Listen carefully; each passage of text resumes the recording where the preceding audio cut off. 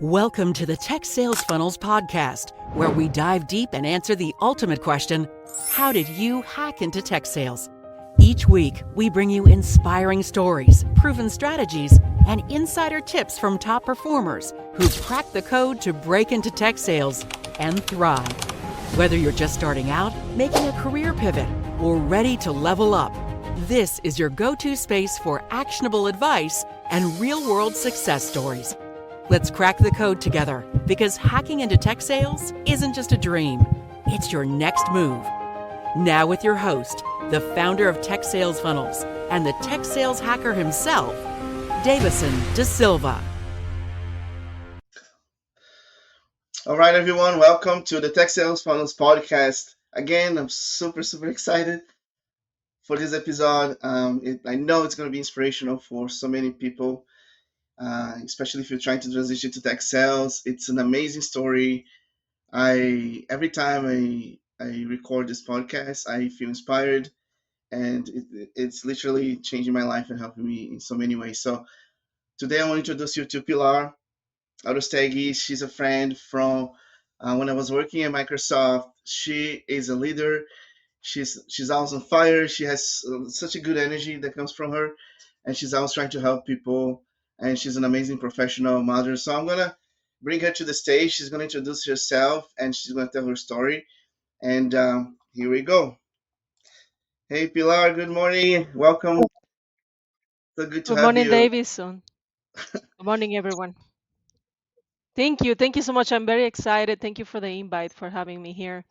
I want to start by introducing myself. I'm Pilar Arostegui.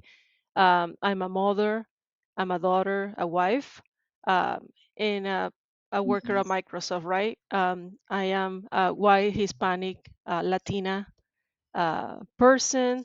I have a white blouse and blue jacket on top, I guess casual jacket. And I'm here to try to help you, inspire you into tech sales. I am on a support to sales role, but I help my sellers close their deals. So I hope that you get a little bit of the advice and the experiences that we have.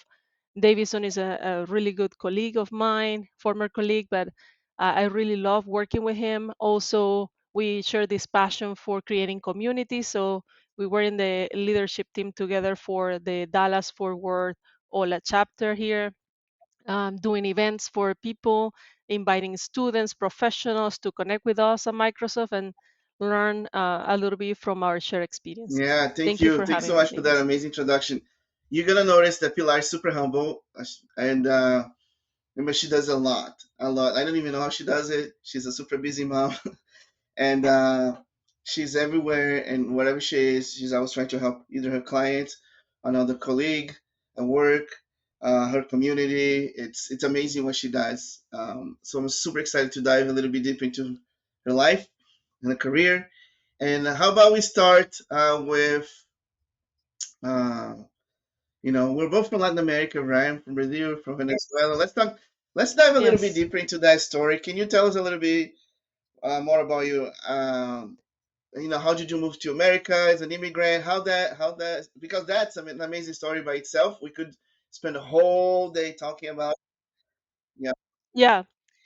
I'm not going to take the whole time on my story about myself, but quickly I want to share a little bit. So I was born and raised in Maracaibo, Venezuela, and I moved here 23 years ago to the United States. An amazing country with amazing opportunities. When I arrived, I didn't speak English. I only knew how to read and write, and my pronunciation wasn't the best. So I quickly learned that I needed to do something about it, right? And so I enrolled into the high school, like class for adults program. So I put myself through the English as a second language program and took the TOEFL.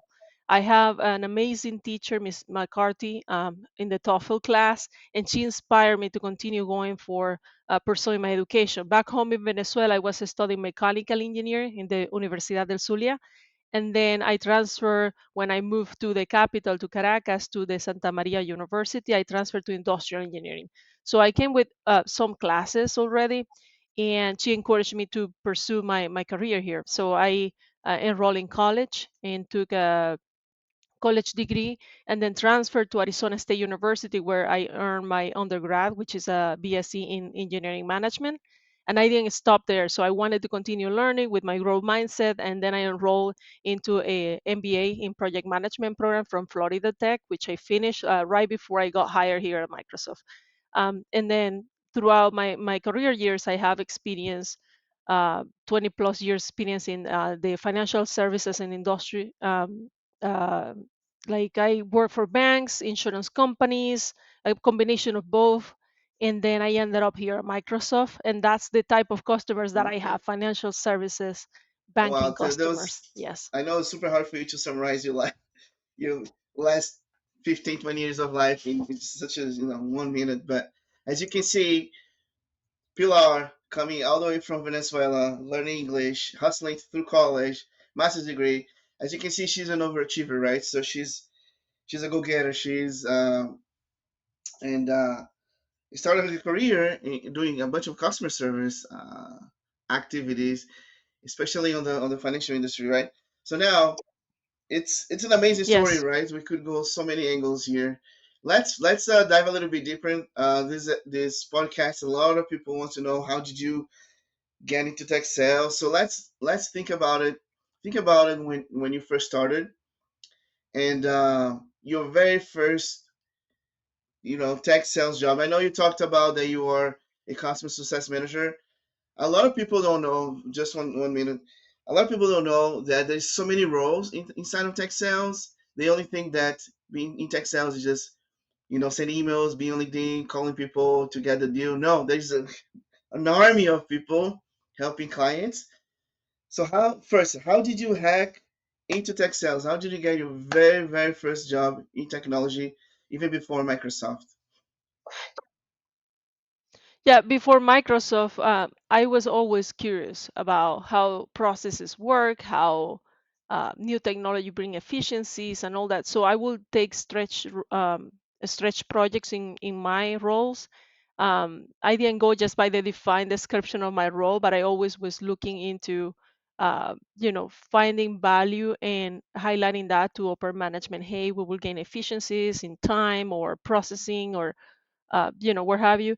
And then I will explain to them my ideas on how we could make that a Mm, project, a stretch project, and deliver value to the organization I was working at. Thankfully, they welcome some of my ideas, and then I was able to develop that mm, skill set. And I took those learnings wherever I went.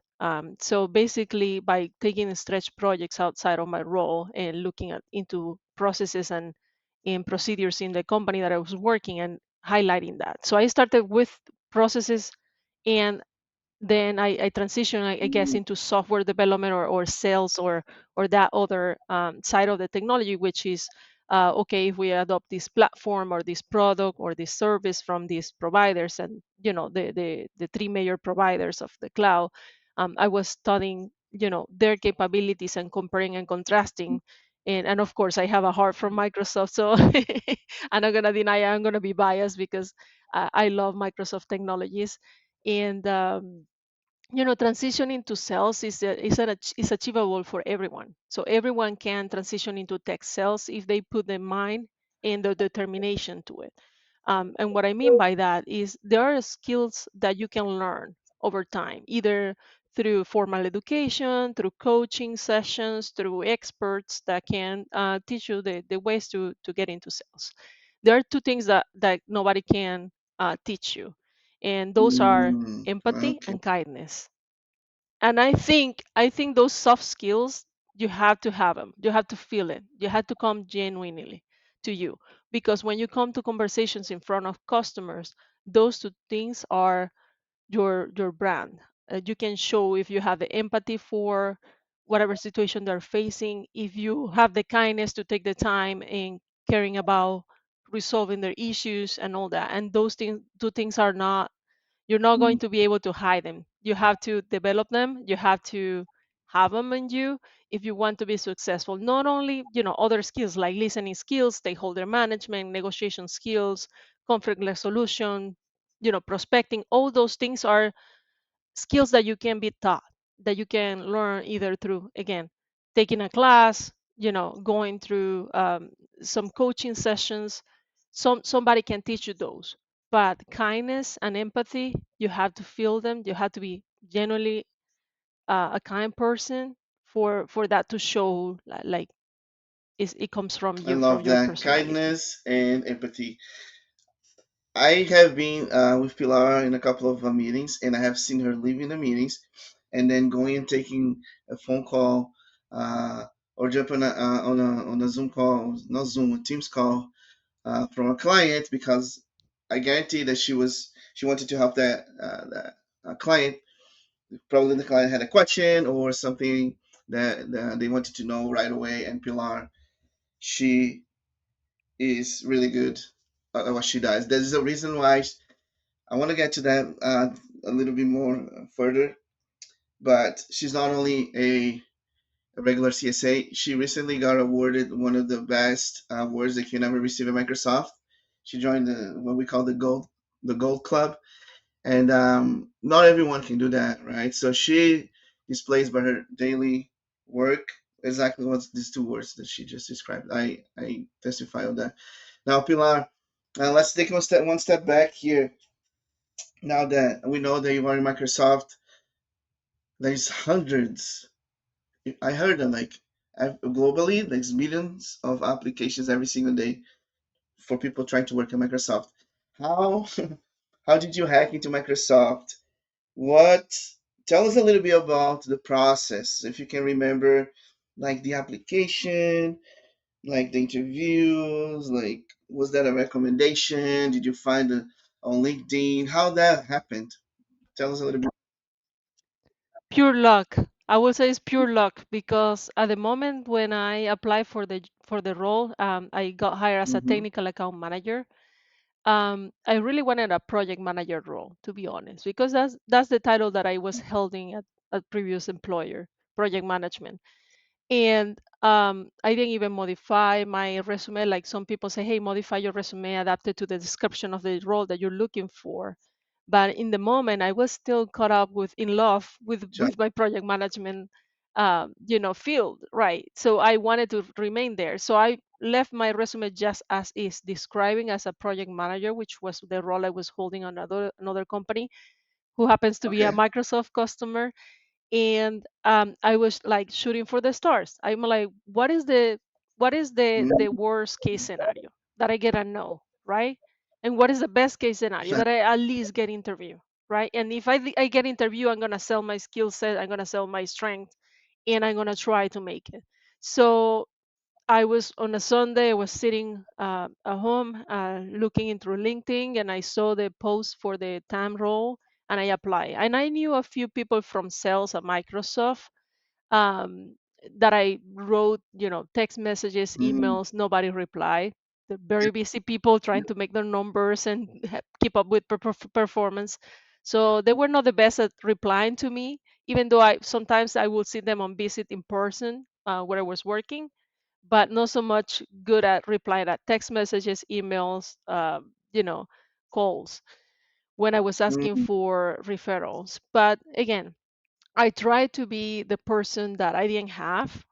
For some people at times, right, when they come to me and they say, "Hey, Pilar, I have an interview coming for a customer success account manager role, which is a role that I have right now," and I try to be that person and at least give some tips or some value to that person to go there a little bit more educated and informed, Mm-hmm. and I can share that with you.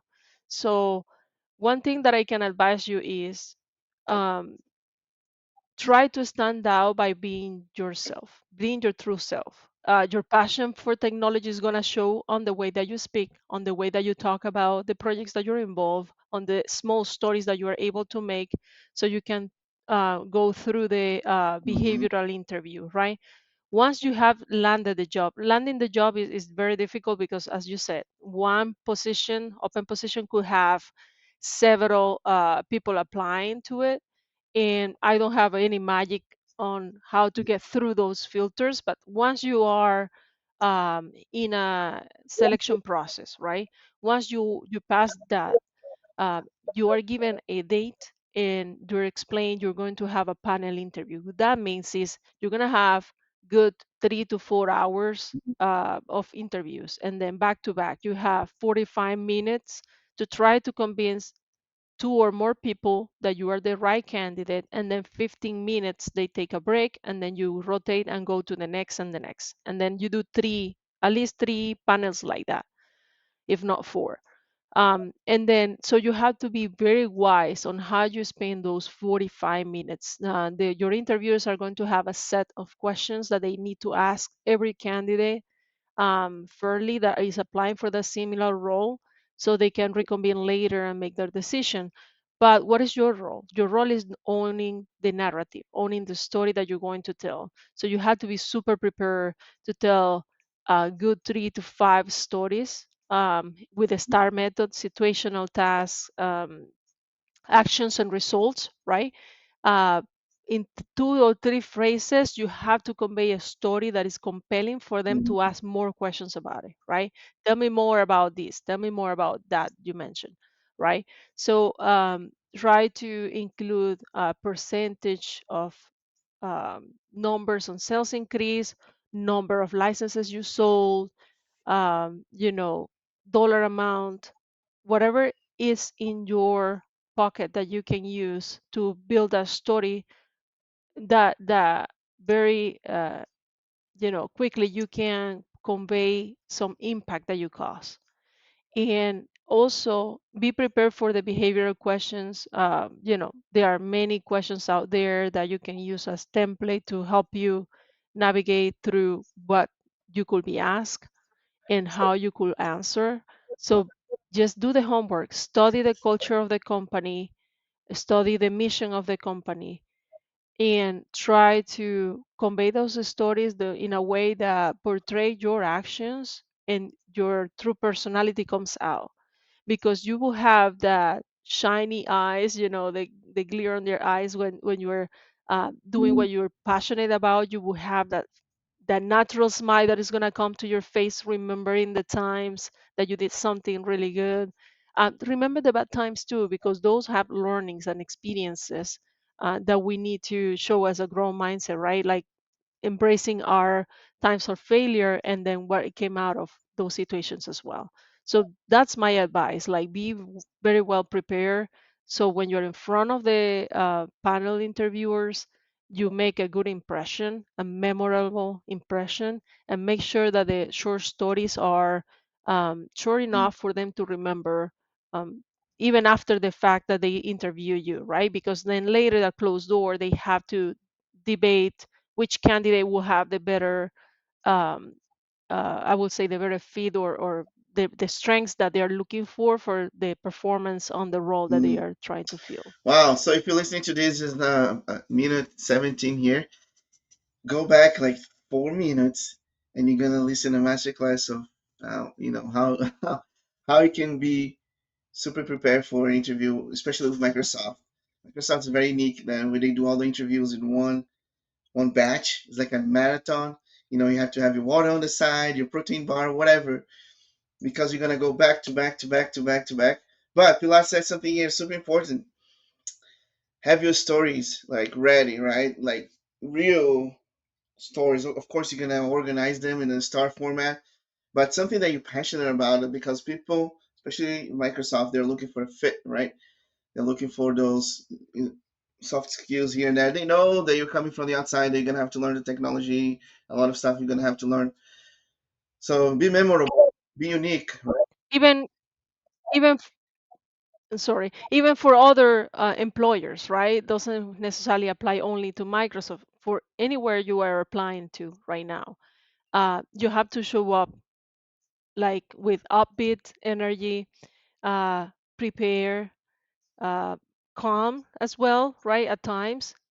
So practice, study your body language, study your diction, study your stories, make it yourself, make it sound natural.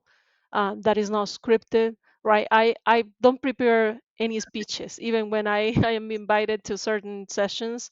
I am more of a spontaneous person, but that's me. Maybe you might need to write down on a teleprompter something that you will want to practice and make it your own, or maybe you use other tools, you know postcards here and there, or some other method, right? Even notes.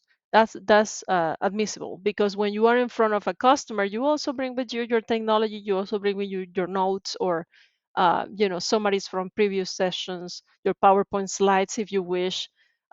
So there are several other sessions that I have seen from Davison, where he gives advice about having a walking deck, having a resume, having all these tools.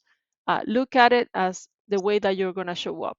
So whatever way you're going to show up in front of the panel interview, it will be memorable if you make it that way by having a structure. So in my interview, I asked respectfully to change a Mm, little bit the format, and I use my own nice. walking deck, right?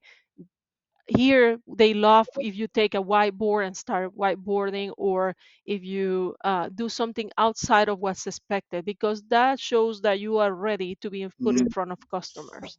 So show up with your best presentation skills.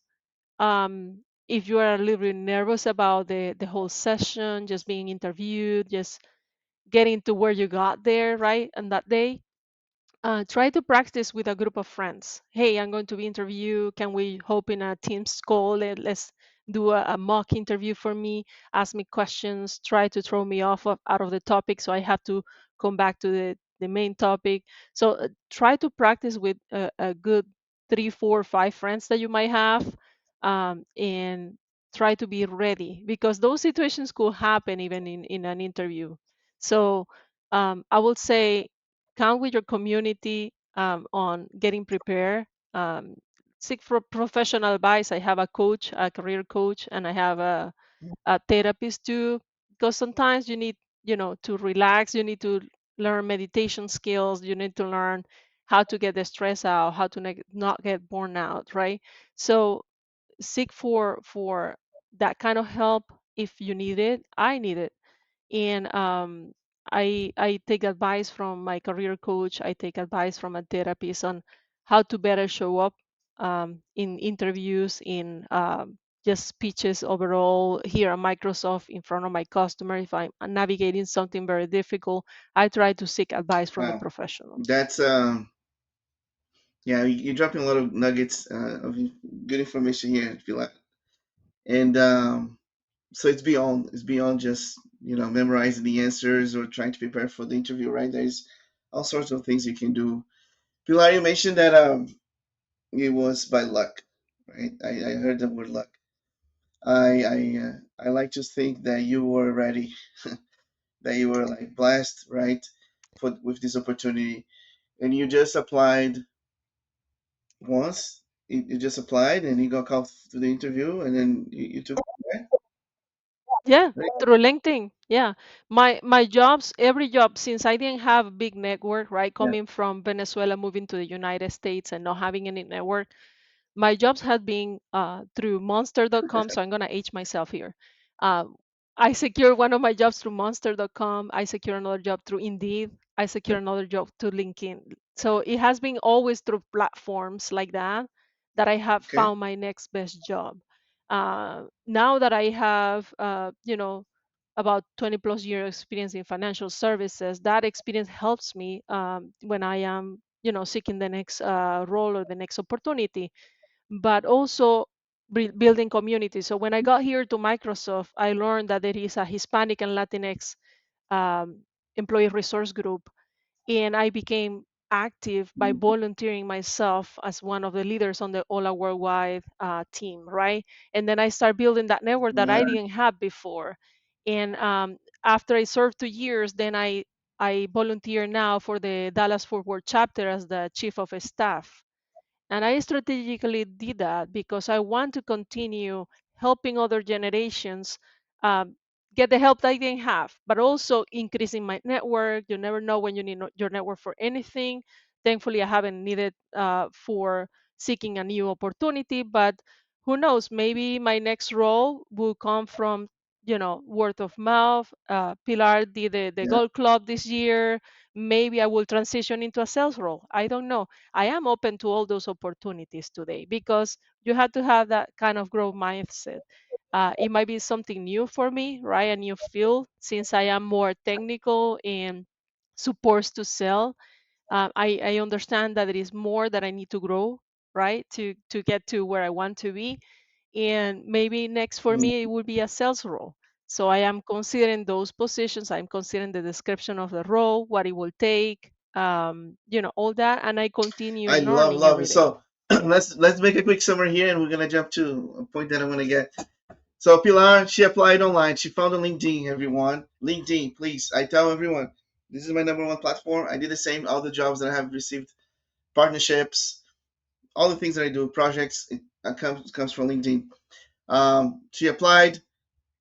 Everyone's busy, so she reached out to a lot of people. Unfortunately, she didn't get a reply, but she still applied, right? So don't disqualify yourself if you cannot get a referral, or if you feel like you know oh, Microsoft, why should I apply for Microsoft? I'm not gonna get it. No, mindset. Applies ready. She got the interview. She crushed it. And as you can see internally, everyone, listen to this carefully. She's building her network. She continues to build her network. She's volunteering. She's a community leader. Um, a lot of people get into on those big organizations, big tech, and they get really busy with their work. It's really easy to get super busy with the job, but they forget to continue to build their network. So now, anytime, and the cool thing about Microsoft and all the organizations, they actually talk about your career development, and they start talking, hey, what might be next, right? So continue to build your network as you are inside of those big tech organizations. Tell us a little bit Yeah, and you're not an island, right? I didn't get Gold Club by myself. It was a team effort. Like the whole team supported me to help me with my performance to get to the point that it was highlighted, was recognized. In the 5 years that are going to be next month, 5 years here at Microsoft, this is the year that I got the most awards inside Microsoft and outside, right? And I didn't do that alone. I did that because a lot of people supported me to highlight the work that we were doing together. And sometimes you get nominated by peers, by bosses, by colleagues, by people who share accounts with you, the portfolio, or just people that just notice your achievements and then want to highlight it, right? So I will say it's a team effort always. Even if you get an individual, award or recognition, it comes from a collective effort from everybody around you. So since I am a resource orchestrator, I interact with a lot of roles here at Microsoft, thankfully. And at times it's time for me to support them to get where they need to be, or to get them recognized, or to nominate them. So it's a two-way street. So keep that going, keep the momentum on when you are in a high performing team, I love supporting that. one Remember another. at the beginning of the podcast that I told you that she was super humble, and now she's giving credit to her team. She got one of the biggest awards at Microsoft, but as a leader, she's recognizing the effort that it takes, right?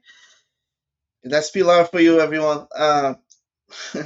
Now, Pilar, maybe some mothers out there. Now let's talk a little bit about you as a busy mom, crushing in a big technology world at Microsoft. How is that possible? How do you manage your time? Maybe there's some tips and ideas of to inspire other women, especially also you can even talk a little bit about the Hispanic community, and you can give a shout out to the mothers out there, and say, hey, you gotta try. Yeah, all moms and dads out there, they're doing their best. And kids don't come with a manual, right? So uh, when you have kids, you kind of like go by trial and error. Unfortunately, at times, of course, you listen to your parents and their experiences. And if I were you, I would do this way, Mhm. or that way, or in this situation, you should act this way and help your kid do this or that. So I'll say nobody has figured it out. Everybody's trying to get the best parenting advice out there. And I count with my husband, right? Is a two people Mhm. role. and we tag team. Sometimes he carpool, sometimes I do, sometimes my neighbor does. So we support one another like that, driving the kids to school or picking them up or taking them to sports. Um, is never a one person band, right? It's always a community Mhm. around. It's a village that it takes to get to places. I would say, like, for any mom or dad that is struggling out there, just seek advice. There are so many support groups in your community, even in your schools. Just moms and dads just like you. Sometimes, in some situation, there are single moms or single dads that have to deal with the same challenges that we do, right? And they don't have the team. So be supportive also of people needs, your neighbors when they express, hey, I have a job interview and I need to have this kid by this time at the school. Be supportive to one another. Be kind. Again, have some empathy. And you never know when it's you that you get to travel, and then you need that kind of favor too. So I would say, just try to build community even for that, not only on your career professional life, but also on your community life. Maybe a church, maybe a neighbor, maybe somebody who shares sports with your kids. Other parents are having similar challenges, and then it would be good if you can ease the load by sharing responsibilities, driving into the sports events Mm. or the school daily. So I will say, just keep going at it. Don't give up. I know at times we see some problems that might be difficult, but hey, we have, a good community here. I think we can I we love can that. strive together. It's not easy, right? It takes a lot of effort, but Pilar mentioned throughout this entire podcast a couple of times the word community. Make sure you have the right community to support you, right? You can still do really well in tech sales, and you can still take care of your family, and you can still give back and serve, and that's what she does. Pilar, you have been an example for I want me from the beginning since I met you at Microsoft. Go ahead. Thank you. I want to add that people join Microsoft in various stages of their career life, right? And we have people from liberal arts, lawyers, former teachers, professors that join Microsoft as a customer success account manager or as a salesperson or anywhere on those roles, right? Um, and they have Mm. transferable skills similar to the parenting skills, right? Sometimes those skills will take you where you need to be. It's just setting your mind into a certain goal. Or this is what I want to do on a daily basis. I will enjoy doing this. Make sure that you kind of schedule some informational sessions, if you will, with the person who is doing the role that you think Mm. is your ideal job. Because the last thing you want is to pass through all the process interview, selection process, you get the job, and then you don't like it or you don't enjoy what you do on a daily basis. So make sure that you also get informed of what is the day in the life of a salesperson, customer success manager, technical account manager, technology evangelist, whatever title you might be pursuing. So that way, if that job is description matches your Yeah, super expectations of super the role. important. Do the homework before you even start, right? The process, because it takes a lot of effort and work, and once you are on it, you want to make sure you found the right place. Pilar, that was an amazing conversation. As you can see, the time went by super fast. Uh, we can talk about many things. We can Yes. talk about Thank parenting. We you. can talk about immigration. We can talk about education. How you were like first gen of everything, right? In your family. Super an amazing example. Like you should definitely be writing a book sometime in your life and recording how it is for generations. But let's close today. Um, this is a very supposed to be a very inspirational podcast, and you gave all the inspiration. And there's anything else that you can say to people who are thinking about, getting to tech sales? We know it's hard. It's just like any other job. It have its own challenges. But how can we close here and yeah, last word. Be super focused. Focus creates outcomes. like one of our leaders here at Microsoft says. So be super focused, hyper focused on what you want. Never give up. Just keep that growth mindset. If you get a no on your job application, that's not the end of the world. Continue going Oh, at it love it. until you get a yes. Perfect. Great closing, Pilar. Thank you so much for joining today. Uh, Again, you were a great example for me and for a lot of people, and people who knows you, respects you. Thank you for having me. They Thank you, Davison. I appreciate you. Take care. Bye, everyone. Thanks for tuning in to the Tech Sales Funnels podcast, where we crack the code and uncover the strategies to break into tech sales. If you found value in today's episode, don't forget to subscribe, leave a review, and share it with someone who's ready to hack their way into this exciting career. Remember, hacking into tech sales isn't just a goal, it's a mission. Let's keep hacking, learning, and winning together. Catch you next time.